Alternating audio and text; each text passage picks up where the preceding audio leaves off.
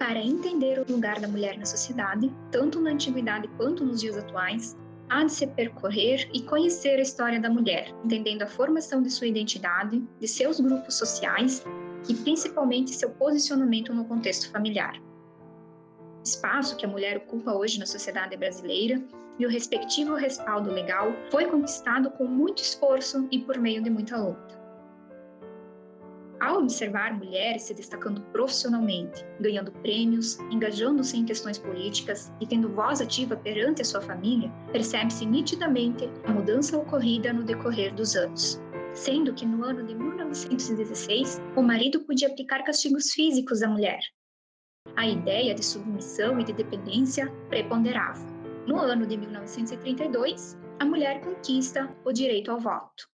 Na lei brasileira, no ano de 1962, as mulheres casadas passaram de incapacitadas a seres de plenos direitos. A discriminação contra a mulher foi considerada incompatível com a dignidade humana no ano de 1967. Com a Constituição Federal de 1988, é consagrada a igualdade entre homens e mulheres. O termo pátrio-poder foi substituído por poder familiar no ano de 2002. Publicada em 2006, a Lei Maria da Penha e os seus mecanismos de proteção contra a violência doméstica, bem como, publicada em 2015, a Lei do Feminicídio, como circunstância qualificadora do crime de homicídio. A importunação sexual no ano de 2018, ou seja, o beijo forçado, o agarrão sem consentimento, passa a ser crime.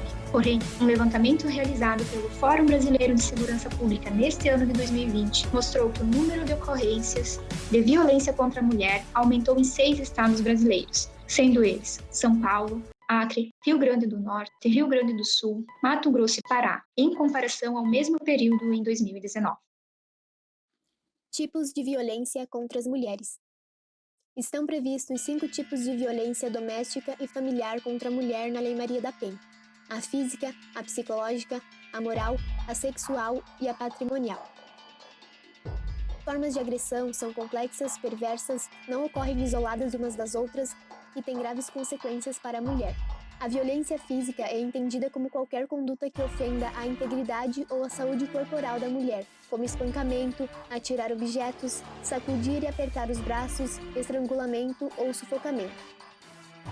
A violência psicológica é qualquer conduta que cause dano emocional, diminuição da autoestima, prejudique e perturbe o pleno desenvolvimento da mulher ou vise degradar ou controlar suas ações, comportamentos, crenças e decisões, como constrangimentos, insultos, ameaças, humilhação, chantagem, manipulação, isolamento ou perseguição.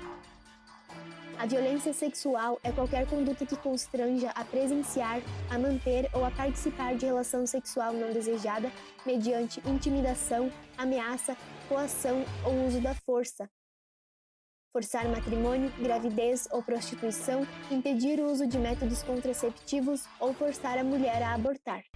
A violência patrimonial é qualquer conduta que configure retenção, subtração, destruição parcial ou total de seus objetos, controlar o dinheiro, estelionato, causar danos propositais a objetos da mulher ou dos quais ela goste.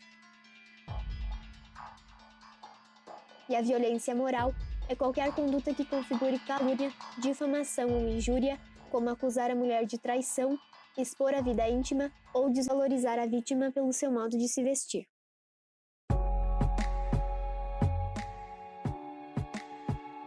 Como sentir-se uma mulher forte de verdade e conseguir superar os traumas causados pela violência doméstica. As emoções negativas, como o medo e a raiva, geram comportamentos como ciúme, vingança e o estresse agressivo. E assim surge a violência, que gera os conflitos e a agressão. As emoções negativas apresentam a maneira como você se sente em relação ao que acontece e lhe faz mal. Mas ao mesmo tempo, elas são egoístas. São somente sobre você, sobre como você reage e enxerga a situação. Ou seja, o mal que o outro lhe fez não reflete como você pensa, sente ou age. Os erros extremos do homem que lhe agrediu não precisam destruir toda a sua vida. Quando sentimos desgosto, desespero, isso nos trava, nos congela em uma mesma posição. Quando estamos amedrontados, furiosos ou depressivos, temos uma dificuldade imensa em aprender ou criar qualquer coisa. Nós paralisamos. Por incrível que pareça, a melhor arma para superar qualquer trauma emocional, qualquer abuso físico, são as emoções positivas. Elas nos expandem, nos engrandecem e ajudam a construir situações melhores. Aumentam a nossa tolerância, nossa bússola moral do que é certo e errado e melhoram a nossa criatividade. Ou seja, elas nos ajudam a sobreviver e evoluir ao longo do tempo. É necessário que depois de um grande trauma psicológico e físico, você busque atividades para desenvolver e praticar emoções positivas, como o amor por si próprio e pela família, o sentimento de pertencer a algum grupo ou comunidade. É preciso ser superior e exercitar o perdão, liberar os erros do outro e assim seguir em frente, sentindo-se forte ao ponto de ter superado essa terrível experiência e poder crescer depois disso. Aproveitando que novas portas irão se abrir. Aproveitar a chance de crescer e se fortalecer muito mais, buscando o conhecimento e a conexão com as pessoas através da esperança. Ter a fé, a crença no ser humano e na sociedade para superar, e assim como tantas outras mulheres, entender que você não está sozinho. Tem as ferramentas dentro de si para se tornar uma mulher muito mais forte e independente. O nosso cérebro possui a capacidade emocional para desenvolver o ódio ou o amor, a desistência e a derrota, ou a superação e a vitória em uma nova fase. O nosso sistema límbico, no meio do cérebro, é criado para juntar a emoção à nossa razão. Todos somos programados, em nossa essência, para utilizar as emoções positivas em nosso favor. E é disso que vem a resiliência, a força para superar problemas, encontrar uma saída e evoluir como pessoa. Não deixe que os erros extremos do homem que lhe agrediu destruam toda a sua vida. Aceite ajuda, mas lembre-se que as ferramentas para o crescer e o superar estão em suas emoções positivas, estão dentro de você mesma.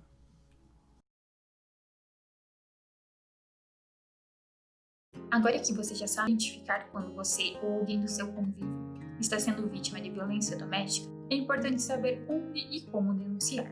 Nos tempos atuais de quarentena, situações envolvendo violência doméstica são ainda mais comuns, porque a vítima acaba passando mais tempo com o agressor. Mas lembre-se que a proteção da vítima continua sendo prioridade para a justiça, e esses serviços continuam funcionando normalmente. A qualquer momento, você pode acessar os canais da Polícia Civil ou Militar na internet, ligar para os números 181 ou 190 quando for uma emergência, ou ainda para a Central de Atendimento à Mulher no 180, quando se tem conhecimento da violência, mas não é um caso emergencial.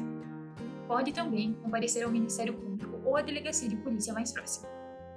Há ainda algumas grandes marcas que permitem que você faça a denúncia dentro do próprio site, evitando que o agressor se dê conta do que você está fazendo. É muito importante que, além de registrar a agressão, você solicite as medidas protetivas de urgência. Elas têm o condão de prevenir ou evitar que a agressão continue ou se agrave, pois podem ser concedidas medidas para que o agressor fique longe da vítima, não se comunique com ela, entre outras situações.